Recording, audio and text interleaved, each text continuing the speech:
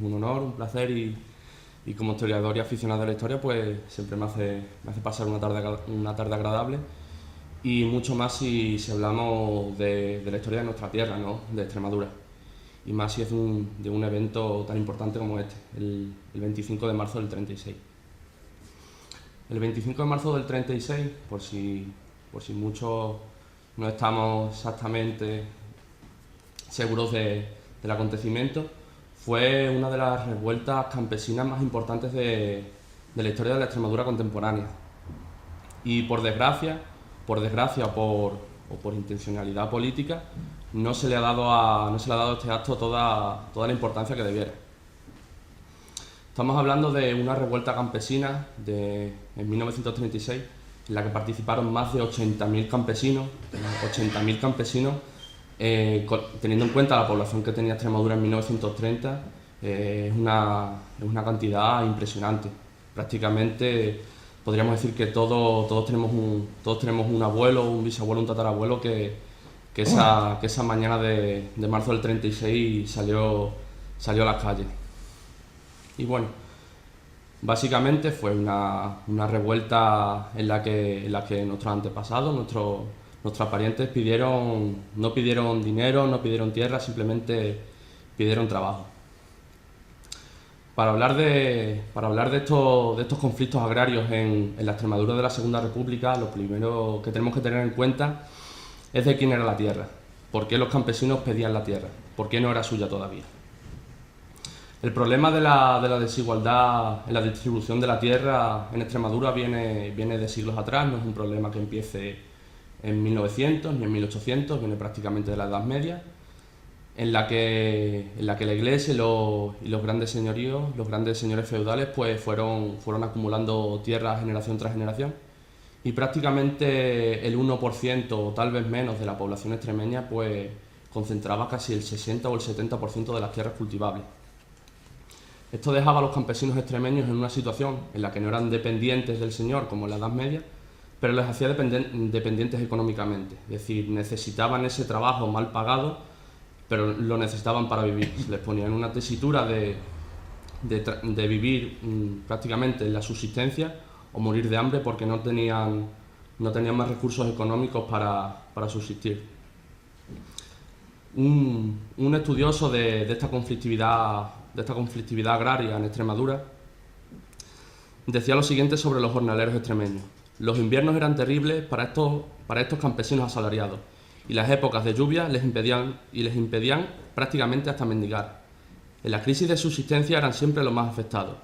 Eran, en definitiva, las víctimas preferidas de la mortalidad catastrófica propia de estos siglos. Es decir, siempre que había una época de malas cosechas, una época de lluvias o de mucho frío, de mucho calor, los perjudicados eran siempre los campesinos, porque ni la Iglesia ni los grandes señores de las tierras extremeñas estaban dispuestos a ceder su parte de la cosecha. Prácticamente esta situación o este estado que se perpetúa durante el siglo XVII, XVIII, XIX y principios del XX, y ni los gobiernos de principios del siglo XX, ni luego la dictadura de Primo de Rivera, ni quisieron ni pudieron hacer frente a esta situación. Y prácticamente la situación de los jornaleros extremeños no cambió entre 1700 y 1930. Con la llegada de la Segunda República se abre una etapa de esperanza para los campesinos de toda España, ya que una de las medidas más importantes que llevaban los partidos republicanos y de izquierdas en su programa político era el reparto de las tierras que se llamaba en aquella época de manos muertas. Es decir, estas tierras que muchos señores o la Iglesia tenía, que prácticamente desconocía su propia propiedad y que no se trabajaban, por eso se llamaban de manos muertas. Para llevar a cabo esta tarea de expropiación de alguna manera, que no era expropiación, ya que se acordó que de alguna forma se veía como demasiado radical el quitarle las tierras y se acordó la compra, el primer gobierno de la Segunda República creó un cuasi ministerio de Agricultura que se dio en llamar el Instituto de Reforma Agraria, el IRA, que se propuso pues hacer un catálogo de todas las tierras que eran susceptibles de ser compradas a sus dueños y repartirlas en pequeños lotes para los campesinos, que en aquella época prácticamente sus únicas propiedades eran las azadas, los instrumentos de labranza. Por eso de ahí viene el nombre de yunteros, de yunta. Prácticamente lo único que tenían eran sus manos y sus instrumentos de labranza. En el mismo momento prácticamente en el que se conoce que este Instituto de Reforma Agraria va a prácticamente obligar a los grandes señores a que compren a vender sus tierras, se crea por parte de estos señores, en los que encontramos grandes banqueros, los grandes obispos, la iglesia, se crea una asociación que se llama Asociación de Propietarios, en la que dicen que esta nueva Segunda República, este nuevo sistema, los lleva a la demonización, a la burla, y dicen que prácticamente la compra de estos terrenos para repartirle a los campesinos es el primer paso de alguna forma para llegar a la Unión Soviética. También hay que tener en cuenta que estamos en 1936, la Rusia imperial de los zares ha desaparecido, ha aparecido la Unión Soviética, un Estado obrero, y de alguna forma esas oligarquías extremeñas sienten detrás de la oreja el peligro de que de alguna forma se vayan dando pasos graduales de un régimen prácticamente feudal a un país socialista. Nada más lejos de la realidad, porque al fin y al cabo los políticos de la Segunda República no eran en su mayoría, diría que en su minoría sí podían ser comunistas, pero la mayoría de ellos eran simplemente burgueses liberales que no estaban contentos con la gestión de la monarquía y que se habían adherido al republicanismo. Bueno, pues este Instituto de Reforma Agraria contaba con una serie de personal y de fondos para comprar la tierra de manos muertas de los grandes señores, que desde el primer momento se mostró insuficiente. Tenían para formar un ministerio prácticamente desde cero,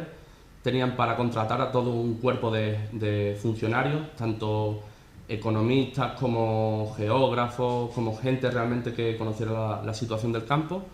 y para pagar estas indemnizaciones por la compra solo tenían 50 millones de pesetas, que aunque nos parezca mucho para la época, era prácticamente insignificante, y no se compraron tierras. Prácticamente el dinero se agotó al poco tiempo. ¿Y qué provocó esto? Que en toda España solo hubiera 10.000 campesinos que recibieran tierra. Y después de esta primera etapa de ilusión llegó la desilusión. Porque como muchas otras veces ha pasado en la historia de España, Extremadura también quedó olvidada en este caso, y ese dinero del Instituto de Reforma Agraria no llegó a nuestra tierra. Prácticamente desde el principio de la llegada de la Segunda República, cuando los campesinos extremeños vieron que su situación no estaba mejorando y que sin embargo en otras regiones ese Instituto de Reforma Agraria sí había comprado tierras a la iglesia, a los señores,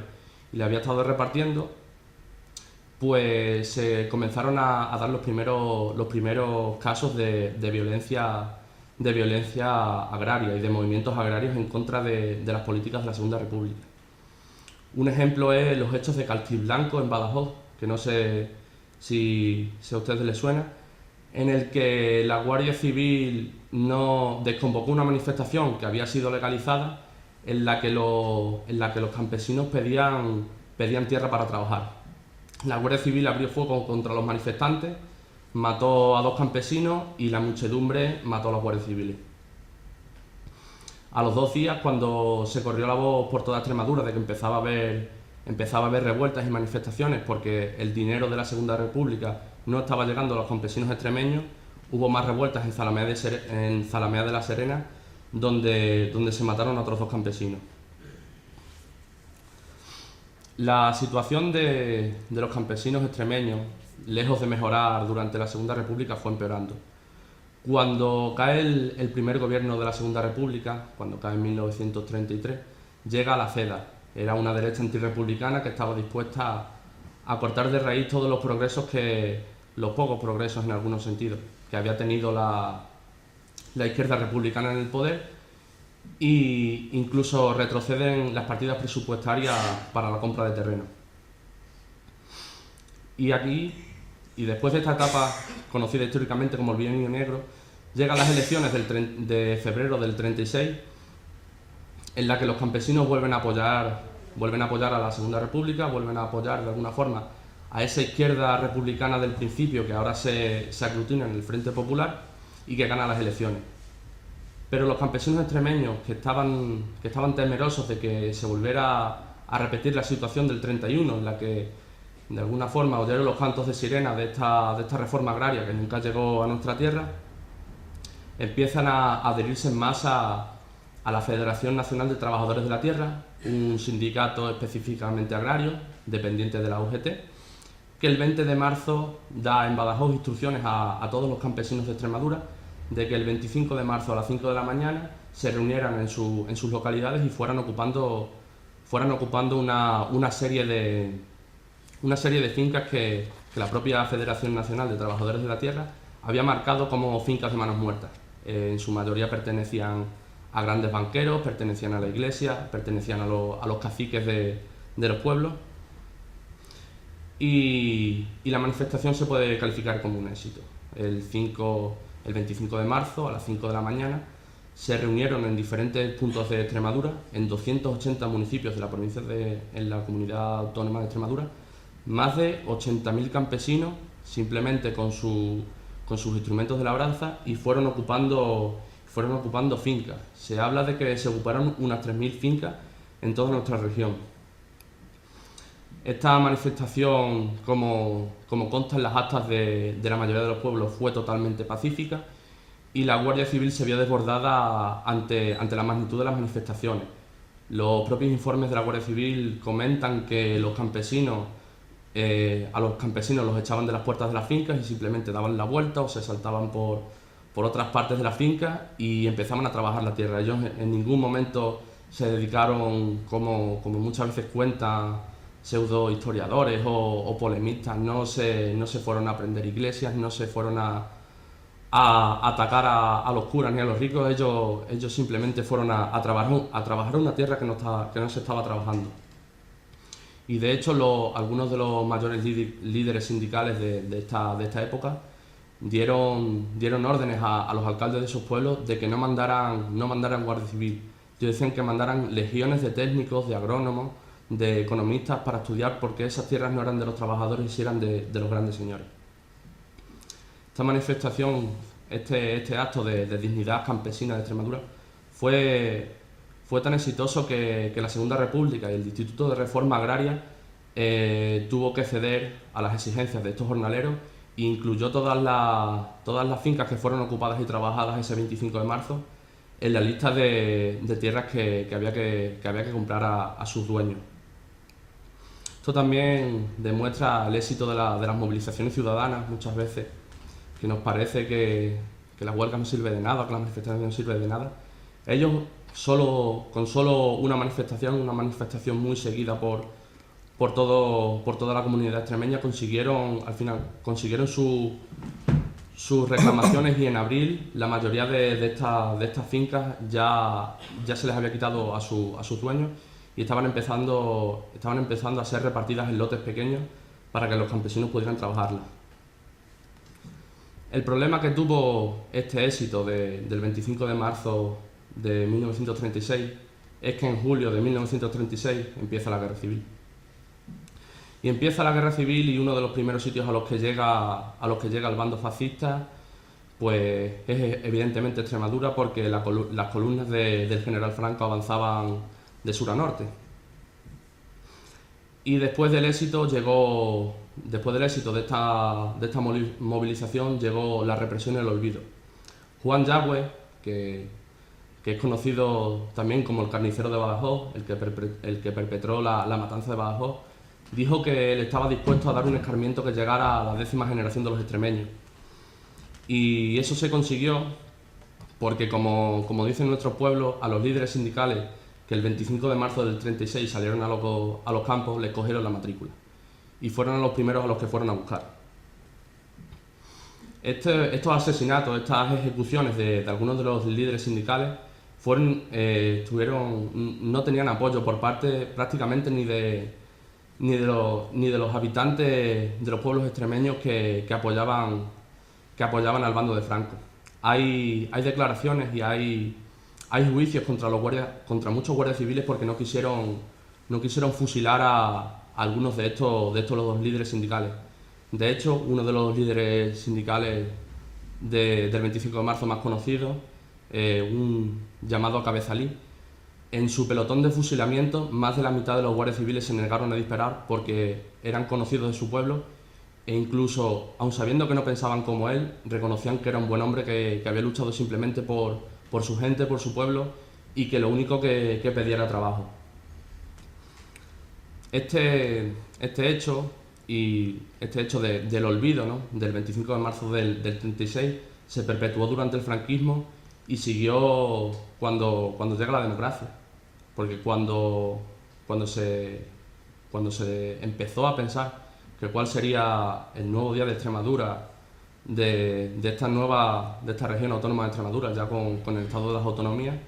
hay gente que dice que a Ibarra se le apareció la Virgen, porque después de una reunión con los obispos extremeños se le ocurrió el día de 8 de septiembre, que es el que tenemos hoy y que coincide con una festividad religiosa.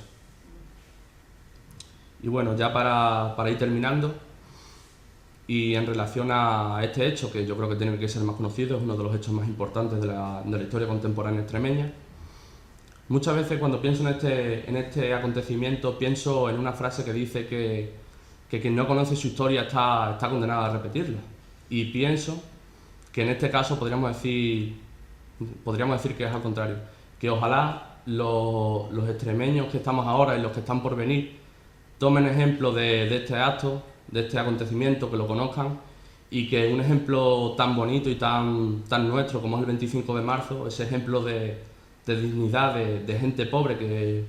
que un día se levantó y decidió pedir trabajo, solo pedían trabajo, pues ese ejemplo de dignidad se vuelva a repetir muy pronto y que el 25 de marzo pronto también sea